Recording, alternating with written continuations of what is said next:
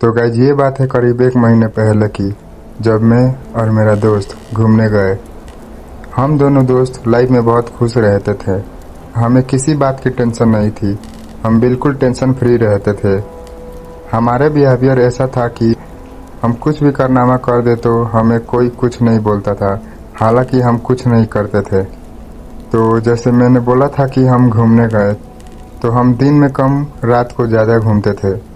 तो हम 6 बजे जाते थे घूमने और रात को करीब 11-12 बजे घूम कर आते थे।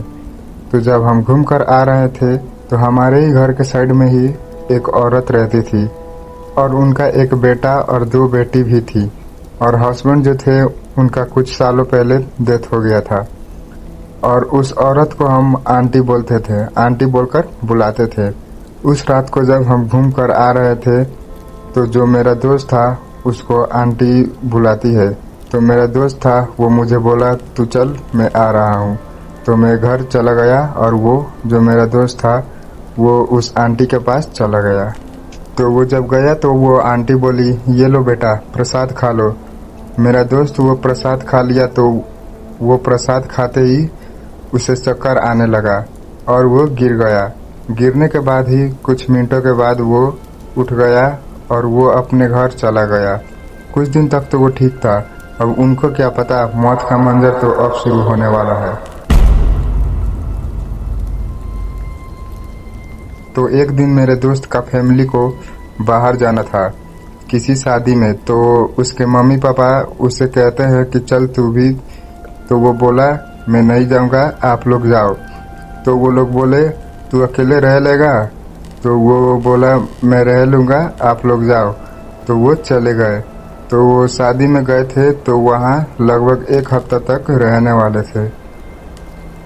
तो मैं उसे बोला कि चल मेरे घर रह लियो जब तक तेरे मम्मी पापा नहीं आते, वैसे भी मैं अकेला रहता हूँ। तो वो बोला ठीक है।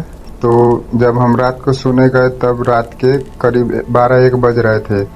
तो मैंने देखा कि वो बड़बड़ा रहा था, कुछ बोल रहा था। तो जब मैंने सुना कि वो क्या बोल रहा है तो लिटरली भाई साहब मेरा तो होश उड़ गया। मेरे तो पाँव तले जमीन खिसक गया। मैं एकदम से डर गया। आप भी सुनो वो क्या बोल रहा है। मैं इसे मार दूंगा, मैं इसे ले जाऊंगा। करीब ऐसा ही 4-5 बार बोला। तो मैं उसे नींद से उठाया और उससे पूछने लगा कि ये तू क्या बोल रहा है। तो वो जो मेरा दोस्त था वो बोला मैं कहाँ कुछ बोल रहा हूँ। तो मैं उसे बोला ठीक है तू सो जा, शायद मेरा भ्रम होगा। तो वो सो गया और उस रात मुझे नींद ही नहीं आया। करीब 4-5 बजे नींद आया। तो जब दिन हुआ तो मैं उससे पूछा कि तुझे कल रात को कुछ हुआ था क्या? तो वो बोलता है कि मुझे कुछ नहीं हुआ था। तो वो मुझे बोलने लगा क्या हुआ था मुझे? तू आज भी पूछ रहा है, कल रात को भी पूछ रहा था, ऐसा क्या हुआ था? तो मैंने उससे बोल दिया कि तुझे ऐसा ऐसा कुछ हुआ था, तू क्या क्या बोल रहा था।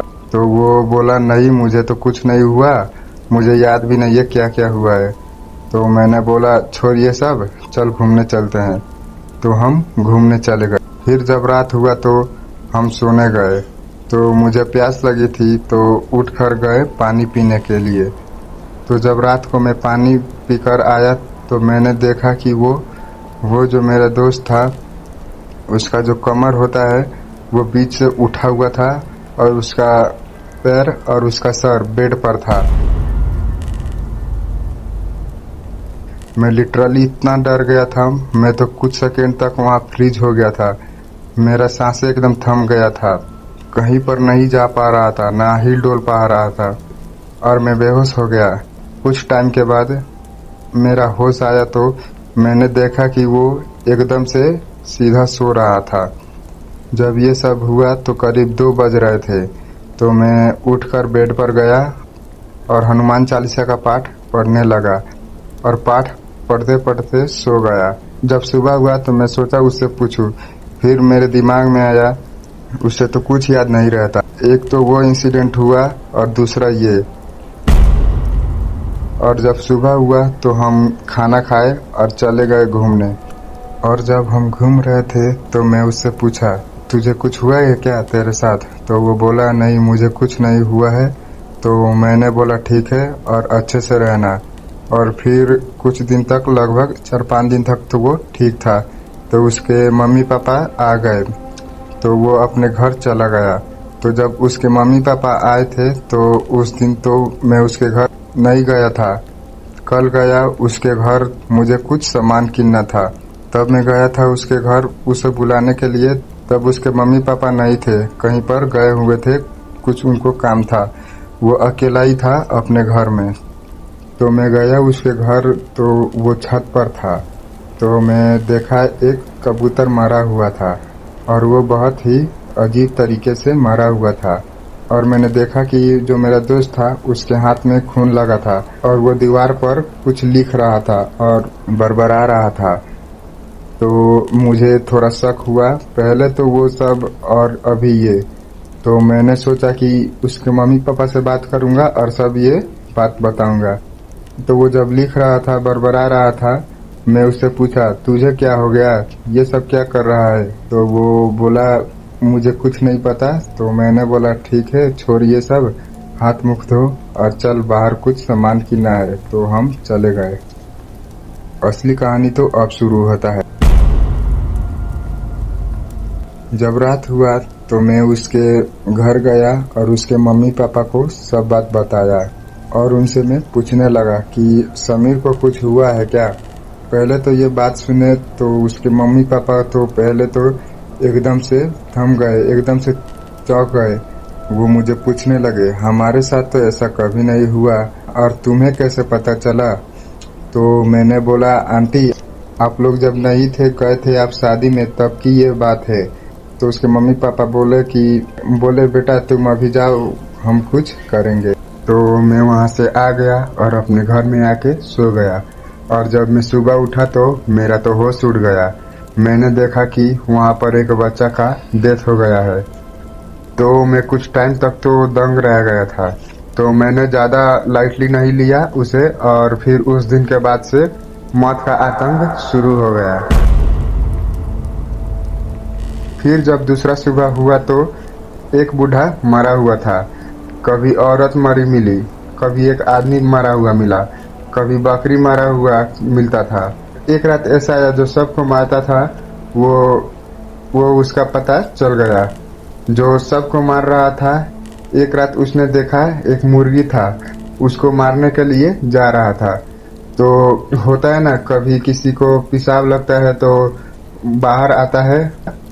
एक बाबा थे, वो देख लिया उसको ये सब करते हुए। तो वो बाबा सोचे कि सुबह होते ही मैं सबको बता दूंगा। तो जब सुबह हुआ तो उनका ही लाश मिला हमें। सब सोचने लगे ये क्या हो रहा है। सब सुबह उठकर भगवान को देखते हैं और हम लाश को देख रहे हैं। तो सब डिसाइड करते हैं कि हम किसी पंडित या तांत्रिक को बुलाते हैं। तो सब तांत्रिक को बुलाते हैं। तो वो तांत्रिक आते ही बोलते हैं अभी याद आया, मैं पहले कहाँ थे, जब इतना खून हो गया तब याद आया मैं। ये बोलते ही सब दंग हो गए, सोचने लगे हमने तो कुछ नहीं बताया इनको, लेकिन इनको कैसे पता चला। तो वो तांत्रिक बोले ये सब ठीक करने के लिए मुझे यहाँ हवन करना पड़ेगा। तो वो सब बोलने लगे तांत्रिक को कि आपको जो करना है वो करो, लेकिन ये मौत का तांडव जो है ये सब आप बंद कर दो, और हमें आप बताएं ये सब कौन कर रहा है। तो वो तांत्रिक जो थे सबको बोलते हैं ये सामग्री लगेगा, तो आप जाओ और लेकर आओ। तो सब लेकर आए और वहाँ हवन शुरू हुआ। वो हवन करीब 5-6 घंटे तक चला, और जब वो हवन खत्म हुआ तो वो तांत्रिक बोले जैसे ही मैं मंत्र बोलूँगा वो दौड़ा चला आएगा। तो जैसे ही वो तांत्रिक वो मंत्र बोले तो वो जो मेरा दोस्त था वो दौड़ा दौड़ा आया उस हवन के पास। तो सब सोचने लगे ये लड़का तो बहुत ही शरीफ है, ये कैसे कर सकता है। तो वो तांत्रिक पूछने लगे चल बता अब तू क्यों ऐसा किया। तो वो बोलने लगा वो आंटी जो थे मुझे कुछ खिलाया तो मुझे कुछ हुआ और मैं ये सब करने लगा। तो वो आंटी को बुलाते हैं और बाद में खुलासा हुआ कि वो आंटी 5 भूत प्रेत छोड़े हुए थे। जो भूत प्रेत सालों सालों से खून के प्यासे थे उनको छोड़ा हुआ था। वो आंटी बोली, पहले ये मेरे बच्चे के शरीर पर आए थे तो मैं ये बाला उतारने के लिए ये सब किया।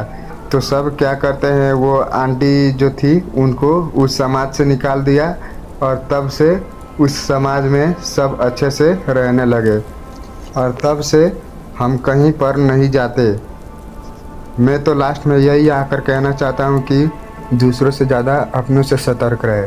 पहले बुजुर्ग बोलते थे दूसरा का दिया हुआ मत खाए, तो पहले तो हमें समझ नहीं आता था क्यों ऐसा कहते हैं, लेकिन अब पता चला कि क्यों ऐसा कहते थे। तो किसी का दिया हुआ मत खाए, सतर्क रहे। धन्यवाद।